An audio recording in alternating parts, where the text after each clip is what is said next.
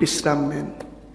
যখন আল্লাহর হাবিব বিশ্রাম নিলেন, বিশ্রাম নেওয়ার পরে যখন উম্মে সুলাইম দেখলেন, আনাস রাদিয়াল্লাহু তাআলা আনহুর মা যখন দেখলেন আল্লাহর হাবিবের পিঠ মোবারক থেকে ঘামগুলা বেয়ে বেয়ে পড়তেছে, আল্লাহু আকবার। শুনুন শুনুন মজার কথা, ঘামগুলা যখন বেয়ে বেয়ে পড়ছে তখন আনাস রাদিয়াল্লাহু তাআলা আনহুর মা উম্মে সুলাইম ঘর থেকে একটা কোটা নিয়ে আসলেন। ছোট ছোট কি নিয়ে আসলেন? কোটা নিয়ে আসলেন। আতর আমরা ইয়া করি না, আতর আতর আছে না, বডি স্প্রে আতর, ওই আতরের যেরকম কোটা আছে না, ওই রকম একটা ইয়া নিয়ে আসলেন। কোটা এনে আল্লাহর হাবিবের ঘামগুলা কোটার ভিতরে ঢুকাচ্ছে।